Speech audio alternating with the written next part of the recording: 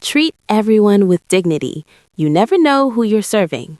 They told me the couple checking into my hotel were just elderly travelers on a budget trip. But when I watched the man's fingers drum against the marble counter while filling out the guest form, the calculated rhythm, the unconscious authority in the gesture, something felt wrong. I smoothed my navy uniform skirt, trying to ignore the sudden prickle at the back of my neck. The lobby of the Meridian Soul gleamed around us, all polished surfaces and the faint scent of white lilies mixed with expensive leather from the lounge chairs. "Mr. and Mrs. Bay?" I said, offering my warmest professional smile as I slid their upgraded room keys across the counter. "Welcome to the Meridian. It's your anniversary, isn't it?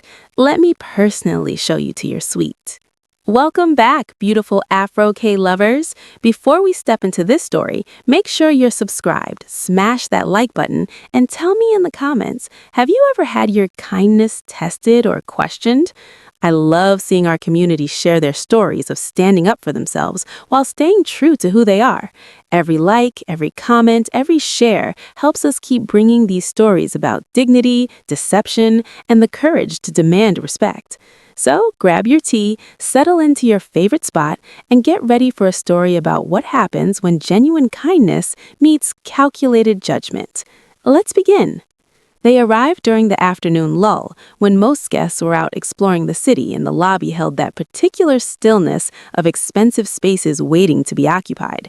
I noticed them immediately, not because they looked out of place exactly, but because of the way the elderly man's eyes swept the room with the kind of assessment that came from years of evaluating territory, threats, value. My assistant manager, Jennifer, was handling check-in when I emerged from reviewing the quarterly reports.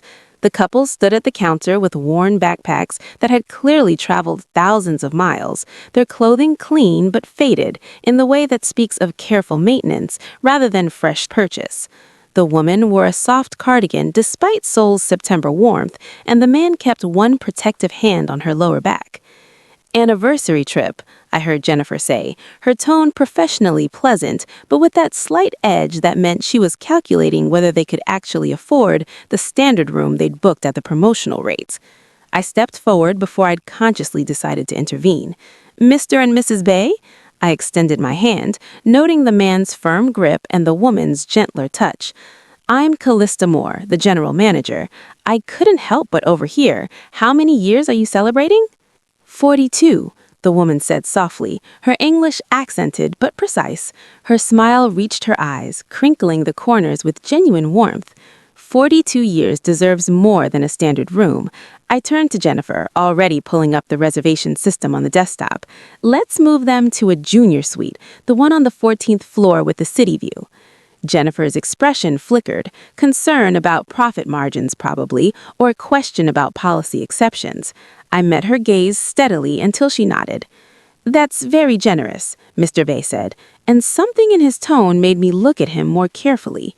His eyes were sharp, assessing me with an intensity that felt like being measured against some invisible standard. "We have availability, and 42 years of partnership should be celebrated." I printed new keycards, sliding them across the marble counter. "The upgrade is complimentary. Think of it as the Meridian's anniversary gift." Mrs. Bay's eyes glistened slightly. "You're very kind.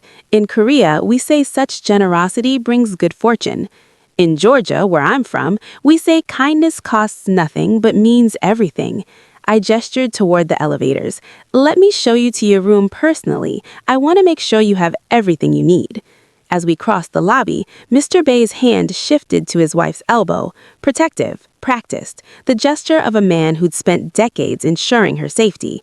I filed it away as sweet, romantic even, not recognizing it for what it actually was, the careful choreography of two people who'd built an empire by never showing their true hand until the game was already won. The elevator doors closed on the three of us, and I smiled at my reflection in the polished brass, completely unaware that the test had already begun. By day 3, I'd started timing my lunch breaks to coincide with theirs. It began innocently enough. I found Mrs. Bay in the breakfast room looking overwhelmed by the buffet's Western options, searching for something familiar. I guided her to the Korean section we maintained specifically for our Asian guests, then sat with her while she ate, explaining the hotel's history and listening to her stories about running a small restaurant decades ago. The hardest part was earning trust. People judge quickly, especially when you look like you have nothing.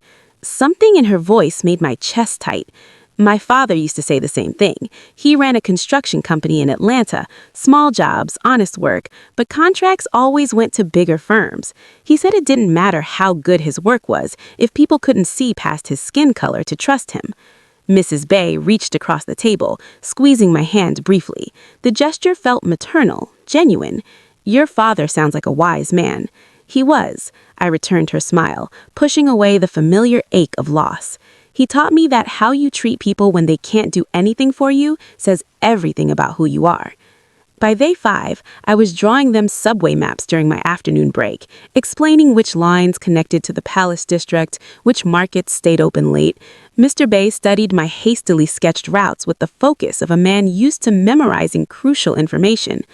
"You don't have to spend your time on us," he said, but his eyes were sharp, watchful, testing. "I want to. You remind me of my grandparents." The truth came easily. They took one big trip in their lives, to New York for their anniversary. I like imagining someone was kind to them there. On day 7, they returned from an outing looking stressed. Mrs. Bay's hands trembled as she explained. A minor stumble on the temple steps, nothing serious, but the medical clinic had charged more than they'd budgeted for. I pulled out my personal credit card before Jennifer could process it through the hotel system. "Let me cover this. You can pay me back if you want, but honestly, I'd rather you used your travel money to actually enjoy Seoul." "We can't accept," Mr. Bay started, his posture stiffening. "You can and you will." I kept my tone gentle but firm. Sometimes accepting help is harder than giving it. I understand that, but your wife was hurt. You handled it responsibly, and I have the means to help. Please, let me. Mrs. Bay's eyes met her husband's. Something passed between them, a conversation conducted entirely in silence, the language of people who'd spent 4 decades learning each other's thoughts. "You have a good heart," she said finally, and her voice carried an emotion I couldn't quite name. Surprise, maybe, or regret. Mr. Bay pulled out his phone, typing something quickly, then set it down. I didn't think anything of it then. Later, I'd learn he texted Seong-jae, "She's genuine or the best actress I've ever seen. 2 more weeks, we'll know for certain." I found Mr. Bay in the hotel restaurant at 7 in the morning, sitting alone at a corner table with untouched coffee cooling in front of him. His posture was wrong.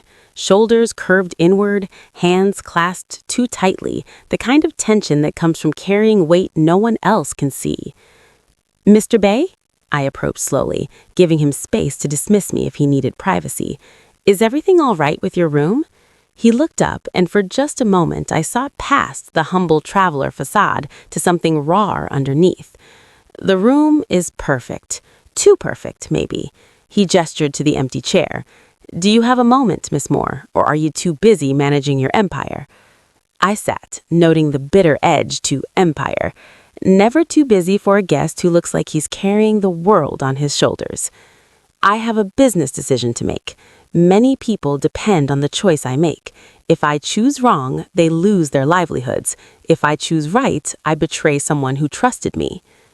The specificity surprised me. Most guests kept conversations surface level, weather and tourist recommendations.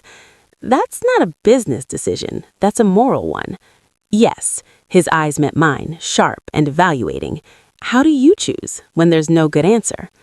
I thought of my father, of the construction company he'd built from nothing, only to watch it crumble when larger firms refused to subcontract to a Black-owned business, when banks wouldn't extend credit despite perfect payment history, when policy became the polite word for prejudice.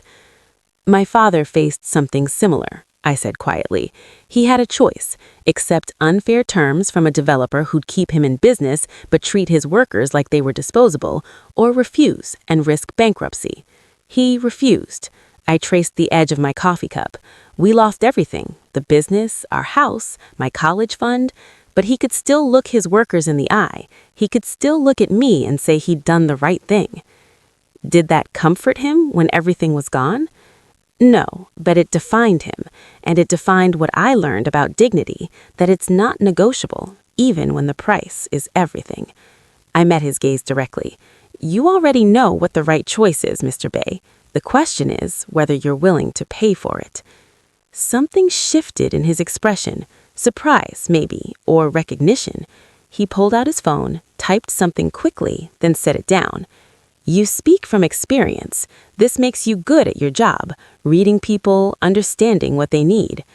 Or maybe I just believe everyone deserves to be treated like they matter, regardless of what they can afford, or what they look like, or where they come from. He nodded slowly, but his eyes held calculation I couldn't quite read. Your father, he taught you well. After I left, Kyung-ho stared at the message he'd sent to Seong-jae. She's good. Maybe too good. He added a second text. Question is this who she really is or who she thinks we want her to be? The tea ceremony happened on day 9 in the hotel's private garden terrace that most guests never discovered. Sel-in had mentioned during breakfast that she missed the ritual of preparing traditional Korean tea, the kind her grandmother had taught her, requiring specific temperatures and patient timing that modern life rarely accommodated. I could teach you, she'd offered quietly, almost shyly, if you have time. I had 3 department meetings and a vendor negotiation scheduled. I rearranged all of them. The afternoon sun filtered through the bamboo screens as Sel-in arranged the clay teapot, small cups, and the compressed tea cake that she'd brought from a shop in Insadong. Her movements were precise, meditative, each gesture holding decades of practiced memory. The water must be exactly 90 degrees, she explained, testing the temperature with her fingertip in a way that suggested she could gauge it perfectly by touch alone. Too hot and you burn the leaves, too cool and you waste their potential. I watched her hands, weathered, elegant, moving with the kind of confidence that comes from building something significant over time. My grandmother had a similar philosophy about sweet tea, I said quietly. She'd say you could tell everything about a woman's character by whether she rushed the steeping or gave it the time it deserved. Sel-in's smile flickered with something that looked like pain. Your grandmother sounds wise. I accepted the small cup she offered, the porcelain warm against my palms. She raised me after my parents worked double shifts just to keep our house. She taught me that dignity isn't about what you have, it's about how you treat people regardless of what they have. The tea was delicate, complex, nothing like the sweet tea of my childhood, but somehow familiar in its requirement of patience and care. We sat in comfortable silence for a moment, the city sounds muted by distance and greenery. Kalista, Sel-in said finally, and something in her voice made me look up. Her eyes held a weight I hadn't seen before. Guilt, maybe, or regret. You have been very kind to us, more than kind. You have treated us like family. You remind me of my grandparents, I said honestly. The way you look at each other after 42 years. That's what I want. What I think I found with... I stopped, suddenly self-conscious about discussing Seong-jae with strangers, even strangers who felt increasingly like friends. With someone who values you correctly, she finished gently. She poured more tea, her hands trembling slightly. Sometimes the people who should protect love make mistakes. Sometimes they test when they should trust. I didn't understand then. I thought she was speaking philosophically, sharing hard-won wisdom about relationships and family expectations. That evening, through the hotel's security system I'd never know she'd accessed, Seong-in found her husband in their suite reviewing notes on his phone, observations about my interactions, timestamps of my performance. We need to end this, she said quietly. Kyung-ho, she's genuine. Everything we've seen, it's real. He didn't look up from his phone. 2 more days. We need the complete picture before Seong-jae makes a mistake we'll all regret. The only mistake, Seong-in whispered, is ours. The call came during the Thursday leadership meeting.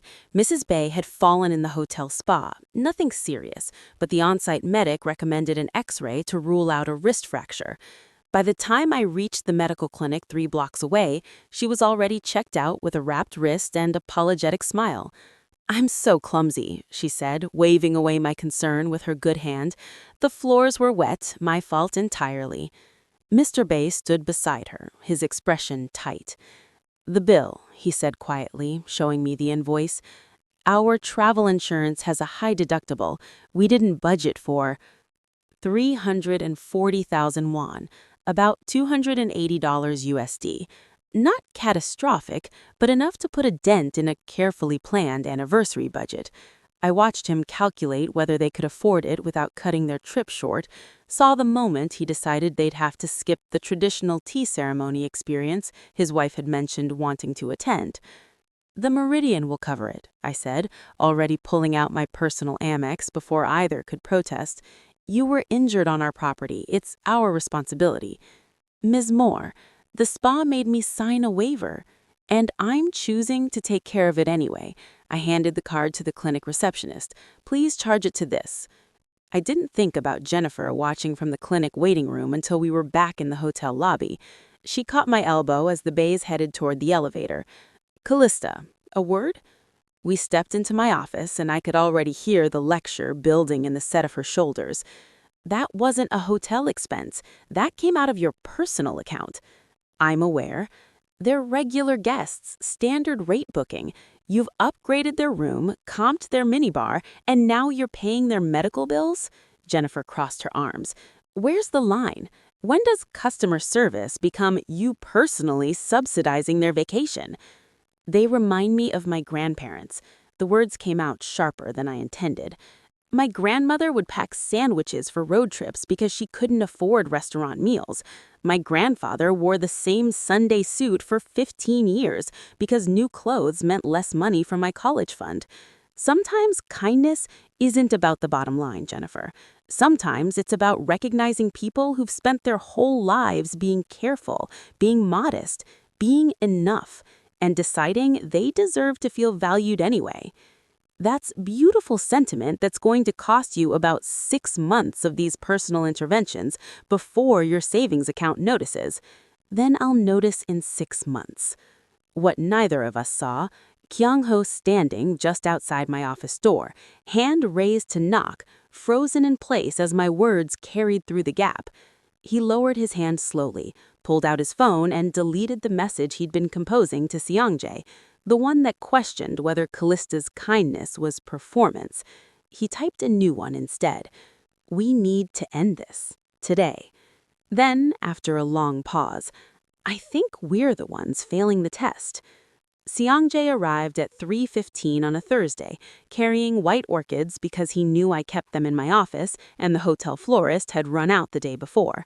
I was reviewing staffing schedules when Jennifer called that my fiancé was in the lobby, and my heart did that stupid flutter it still did even after 8 months together.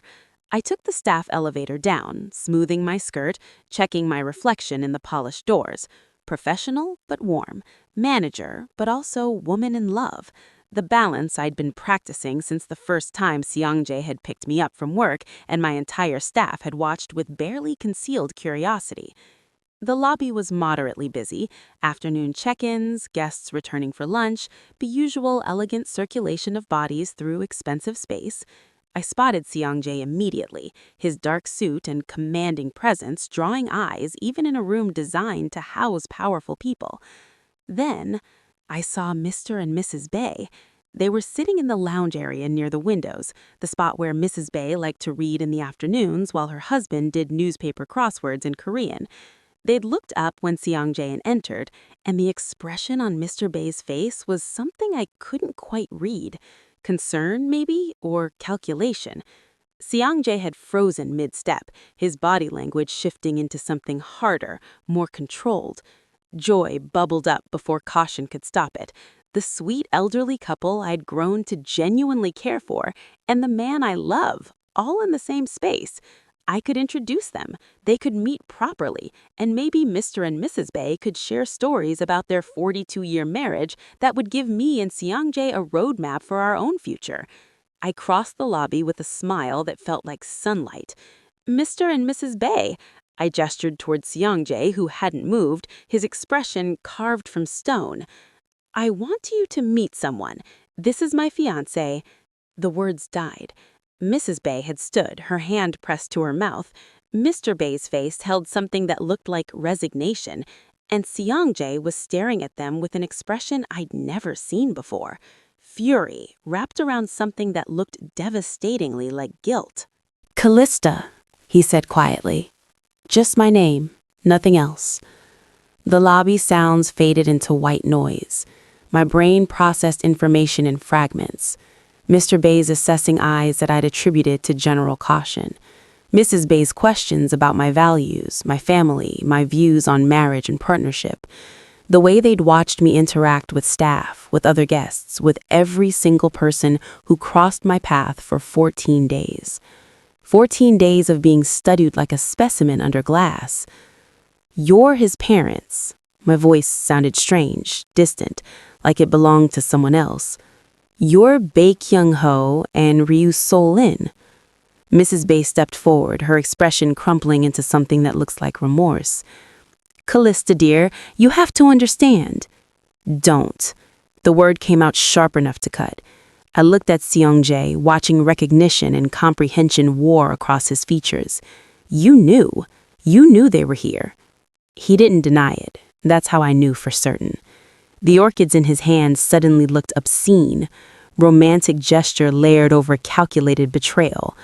I turned to Mr. Bay, to the man I'd shared stories with about building businesses from nothing, about dignity and respect.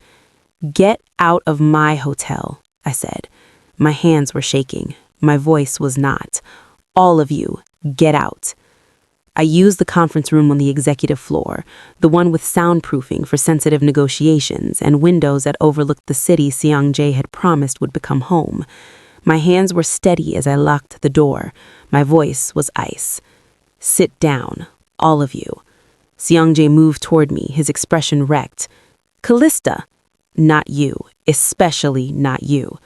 I turned to face the elderly couple who were no longer humble travelers, but exposed liars standing in my conference room wearing the same modest clothing that had been part of their costume. "Mrs. Bay, or should I call you Mrs. Ryu, since apparently nothing you told me was real." Saolim's eyes filled with tears. "Everything I told you was real. The 42 years, the struggles we faced, the business we built. Just not the part where you're one of the wealthiest families in Seoul.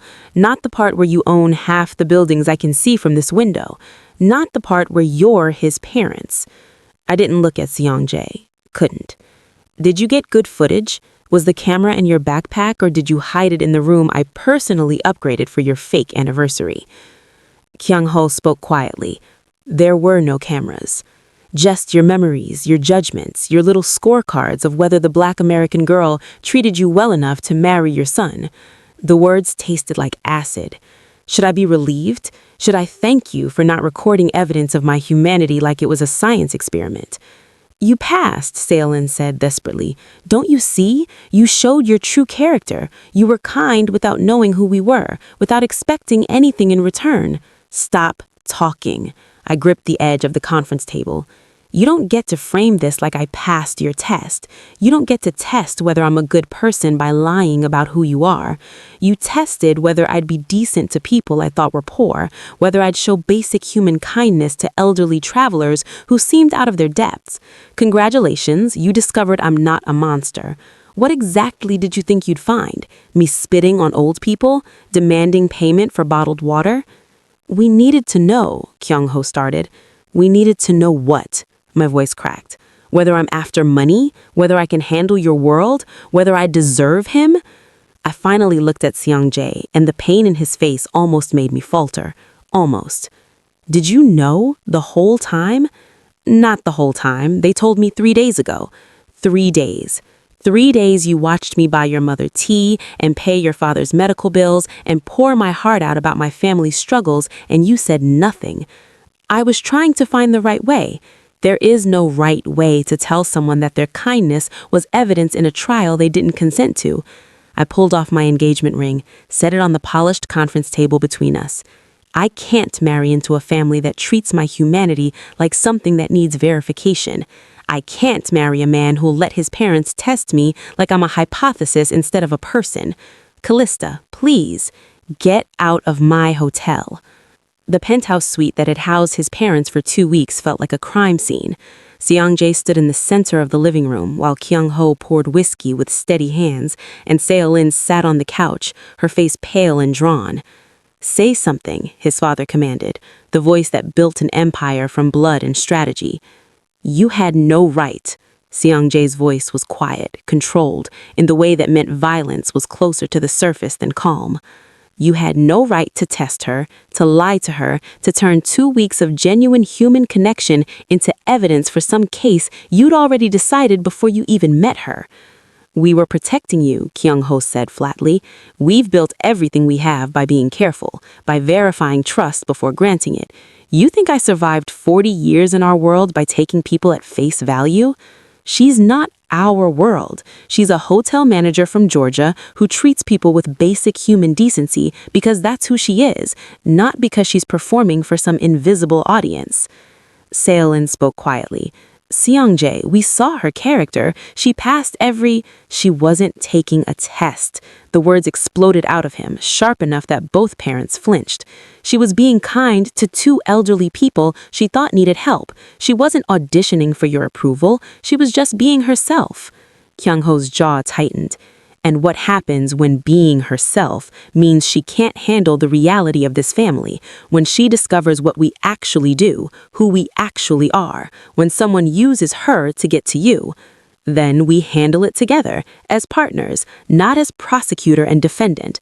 This is naive." His father's voice turned hard. "You think love protects you? I've watched men die because they trusted the wrong woman. I've seen empires fall because someone's wife turned informant or lover or liability." "Then I'll build something different." Seong-jae met his father's eyes with the same steel that had been trained into him since childhood. "I'll build something with someone who doesn't need to be tested to be trusted. Someone who shows you exactly who she is and expects you to have the decency to believe her." "And if we can't accept that?" Kyung-ho asked quietly, the question landing like a blade between ribs. The silence stretched thin and terrible. "Then I'll still choose her." Seong-jae's voice didn't waver. "I'll choose the woman who paid for your medical bills out of her own pocket, who rearranged her schedule to learn tea ceremony from you, Amma, who defended you to her staff when they questioned why she was doing too much for regular guests. She showed you exactly who she is, and you treated it like a performance."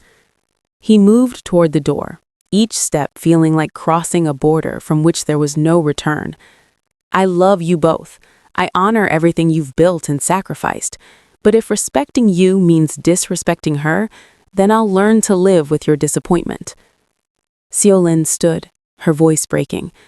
"Seong-jae, make this right," he said without turning around, "or you won't just lose her, you'll lose me too."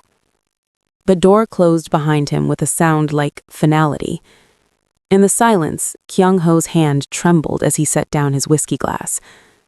"We've made a mistake," Seo-lin whispered. For the first time in 42 years of marriage, her husband had no response. Seo-lin came alone on a Tuesday morning, no disguise this time. Designer handbag, elegant silk blouse, the kind of understated wealth that doesn't need to announce itself.